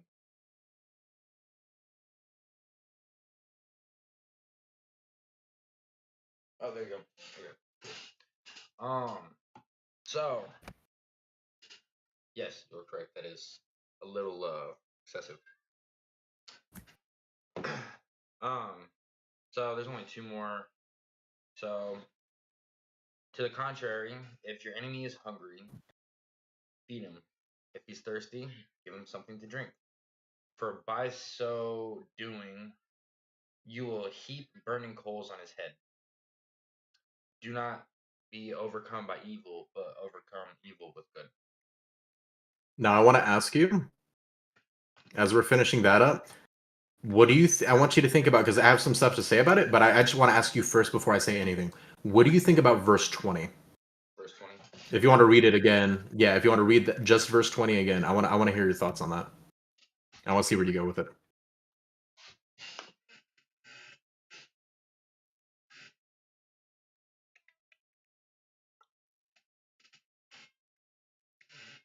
It's the second to last verse you just read. Yeah. To the contrary, if your enemy is hungry, he is thirsty, give him something to drink, for by so doing, you will heap burning coals on his head. So it's kind of like you're not adding fuel to the flame. So like if he's already upset or whatever, by by you trying to do something to help him, it might ease him and make it to where he's not like angry anymore. You know what I mean? I want to challenge your thinking a little bit. It's like So I might push you a little bit on this, but I want to challenge your thinking. So you're saying in this situation, you're assuming that the enemy is angry in this case. Where does it say that in the verse? Well, I'm not meaning like he's angry. I'm just saying like if he's your enemy, obviously y'all have bad blood. There's something between y'all. So if you're being nice to him, it's like killing him with kindness. Like That's a part of it. I just want to challenge your thinking a bit. So here it actually says, and this is right after God says, "Vengeance is mine," by the way, and then he says, "To the contrary." To the contrary of him saying, "Vengeance is mine." So God's saying is, I'm the one who's going to get back at your enemies who hurt you. Now it says afterwards, if your enemy is hungry, feed him. If he is thirsty, give him something to drink, right? yeah. So your enemies were called to feed and clothe and, all that good stuff. Here's the part I want to see your thoughts on, though, because there's a point I want to make, but I want to see where you go with it. What do you think of this, though? Because it says, because you're saying killing them with kindness, right? There's a little bit more to it, but you're on the right track with that. For by so doing, you will heap burning coals on his head. Why do you think they said it like that? So first things first, what does heap mean? Heap means like to throw or to put something on top of. Oh. So it's kind of like maybe when somebody's being mean to you and they're fishing for like a reaction, and you try to be nice to them, they get more mad. Don't know why it happens, but it does. Maybe something like that. You're on the right track. You're on a similar track. Like So here, when it's saying, if your enemy is hungry, feed him. If he's thirsty, give him something to drink. Obviously, that's just a good way of treating people. But here's something interesting. For by so doing, you'll heap burning coals on his head. Have you ever, whether on the phone with somebody or whatever, had a bad day and you treated somebody horribly, and then they were still kind to you, and you felt horrible about it? yeah. You're like, man, I treated them bad and they're still nice. But if they got mad at you, you would have felt justified, right? Yeah. By treating you kindly, it's showing this sharp contrast of how wrongly you were actually treating them. And it's actually showing more guilt on their end. Right? Yeah. Because think before God or whatever, you're like, even though you're not justified, you'd be like, oh, well, he yelled at me and did the same thing back. But what if instead, though, what you had to deal with was I treated him terribly and he still was kind to me, and then I still treated him horribly. Yeah. You're heaping coals on his head. You're literally, yeah, you're literally bringing it. Like, I don't know if you've ever had a position where people are like, man, you just don't do such and such enough or whatever. Like, you don't act in a certain way that now I feel bad. I feel bad because I act in this bad way and you don't, because you don't do it. Yeah. Right? Literally acting godly or acting like Jesus and showing Jesus to people will convict them, even just showing your actions that way. Yeah. So by feeding and clothing the people who want to kill us, right, who want to hurt us, is literally showing that contrast sharply. And whether they accept God and change or not, it's showing a sharper contrast to their deeds and how their evil acts and how they're acting. It's making it very clear on what they're doing is wrong. Versus if we just attack them back, they'd be like, "See, I'm justified. I'm right." Which Gavin actually hit that too, because he said instill conviction. Mhm. That's how I view it. Mm-hmm. Yeah, absolutely. Absolutely. But that whole area too, and the verses that he mentioned, I really like as well. There's certain areas in the Bible. Matthew has one on marriage, for example, like just 2 pages that really define marriage really well and like what your roles are. But this one really talks about how us as a follower of Christ need to act and behave in most scenarios. And I think it's a really good thing to focus and study on and really come back to be like, am I living like this? Am I doing this? To help kind of mold us in the right direction. I love areas like this in the Bible because it's very practical. You can literally just work on these things. You know what I mean? And become a better person. It's not vague by any means. We are gonna have to start wrapping it up though, because I did promise my daughter that I'll take her outside when she got up from her nap. So she's patiently waiting, watching Bluey. So we will be doing another Bible talk next Sunday at 2, I believe. You still go for football, I guess. You still go for that, bro? Yeah. Sweet. I gotta give you like reading homework though. That way we can Yeah. maybe do some more in-depth stuff. Maybe we'll do like a chapter. Maybe instead, since we did an overview, we'll do like an overview of a book, and then we'll talk about our general thoughts. And then maybe what we could do, if you're down, we'll do chapter by chapter. We'll just do like maybe 1 or 2 chapters maybe at a time, Okay. and then we can go like in depth on that. I think it Yeah. would be good. I think that would be pretty cool. So next week we'll be covering what? It'll be First Samuel chapter. We'll do chapter 1 and 2 most likely, but I'll set a post, or you can like make a post on YouTube and let them know Okay. what we decide on. That sounds good. That sounds good. Yeah, Gavin, you're always welcome, man. Oh yeah. Always love having you, my guy. Same. I appreciate the comments. You were funny, bro. I will like that was funny. And he didn't mention anything about a best man. I'm proud of you, Gavin. What we reading? We're gonna go more in depth on chapter 1 and 2, more than likely on First Samuel. Which should give me more time to read it and try to get some more. Be prepped next weekend, like I wasn't this week.